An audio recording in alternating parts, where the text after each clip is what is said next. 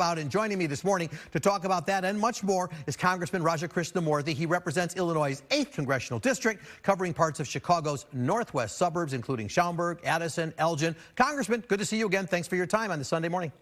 Hey, good morning, Paul. So this opening topic is especially important for you. You chair the House Oversight Subcommittee on Economic and Consumer Policy. So your role is critical to these dollars. Not a Republican on board with this, saying this whole thing is nothing but a bailout for the states. So is it just a bailout?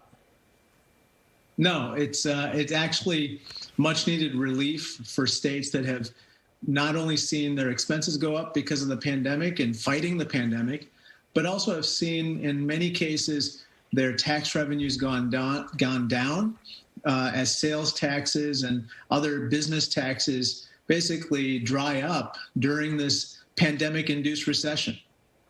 So can you tell us what guarantees, if any, are in the legislation that says dollars will be spent where they're supposed to, and we don't end up with, because this is Republicans say, we don't end up with the bridge to nowhere or something like that once the money gets there? What guarantees are they that it will go towards COVID-related relief? Well, actually, I sit on the House Special Select Committee for the COVID response, and there are a number of provisions that require oversight by bodies such as the one that I sit on and others to make sure that the money is spent properly.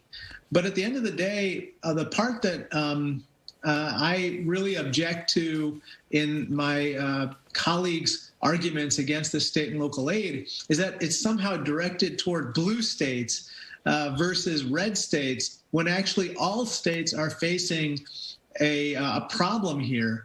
And there are numerous jurisdictions within the state of Illinois that aren't blue. I get texts from Republican mayors, Democratic mayors, and independents all the time saying, hey, we need help. And this state and local aid will provide much needed relief so that they can avoid cutting services or hiking taxes, which to me are really not acceptable in this pandemic. So this next question you have no control over, but I do want to get your view on it. You probably know Illinois Municipal League Executive Director Brad Cole. He's concerned that the money that's supposed to go to municipalities will come through the states at first, and then many of those dollars will magically get swept up in various ways. That seems to happen in Illinois from time to time with restrictions. Your curiosity, your position on whether or not this funding can flow through the state government to these local municipalities without those kinds of money-reducing restrictions.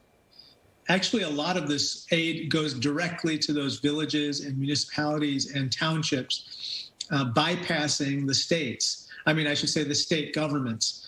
And that was something that we learned from the first CARES package, which did have more of a filtering mechanism, if you will. A lot of the money got sent directly to the state governments, and then they passed it through to local governments, and it caused unnecessary delay.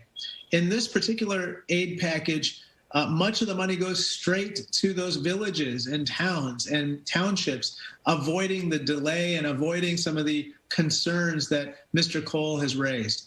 I'm sort of curious, you know, the Republicans are using this time before final passage to really make life as tough as they can for Democrats by basically, you know, sticking them with different positions they have to take. We saw a lot of that in the Senate as well. My question to you is, when you look at elections, which are around the corner already in 2022, if you're in a red state, is it tough for a Republican congressperson to basically, you know, argue, hey, I voted against that package, so, you know, you still got your checks because it passed, but my goal was to not have that package passed because there's just so much unnecessary spending. How does that sell with people in your view? I'd humbly submit it doesn't sell well. I think that, you know, a lot of these portions of the package are very popular. By one poll, almost 80% of Americans supported the American Rescue Plan. Even 60% of Republicans supported the plan. And so I think that when Republicans or my colleagues of any stripe might vote against this bill, I think they're voting against their constituents' wishes. As you know, Texas, Mississippi are dropping their restrictions with regard to mask wearing and opening up businesses completely. Several red states are moving in that direction. I know what your position would be on that, which is you would not support it. But let's come home to Illinois, because even here in Chicago, we see the mayor and the governor, we're opening things up, not to the extent of these other states. We still have the mandates. But do you have a concern that because of sort of pandemic fatigue, that things are going to open up and will open up too quickly and dangerously, and we'll see infection rates rise?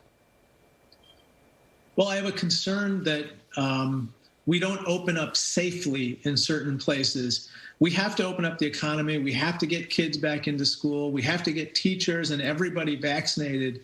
But let's do it methodically. Let's do it with a plan in mind.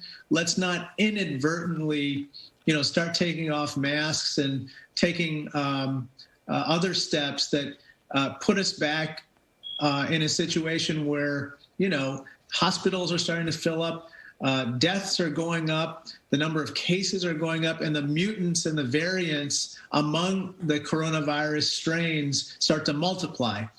Let's do this in a way, let's open up safely and make sure that we open up and we don't have to go back into some kind of lockdown in the future.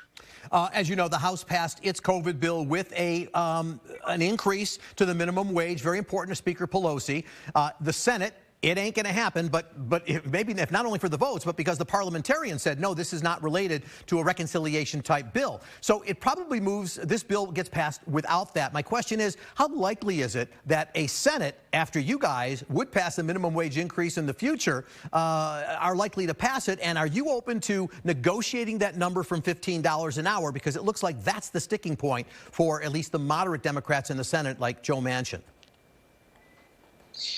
I think that we have to raise the national minimum wage, which is $7.25 an hour. That is an abomination. Those are poverty wages. Nobody can escape poverty working 40 hours at $7.25. And indeed, 21 states have basically not raised their minimum wage beyond that national minimum wage. And some don't even have a minimum wage. And so we need an increase in the minimum wage. We need to make sure that we address it sooner rather than later. Would it be subject to negotiation? Absolutely. I happen to believe that we should ramp it up to $15 an hour over time, just as we had initially proposed in the House. But I'm willing to listen to others who have a different conception of how to get there. But we can't accept the status quo. Yeah, as you know, Senator Bernie Sanders tried the approach of, well, let's penalize people that don't have a minimum wage of $15 an hour, and that went nowhere. Anyway, Congressman, you look very comfortable where you are, so please don't leave and stick with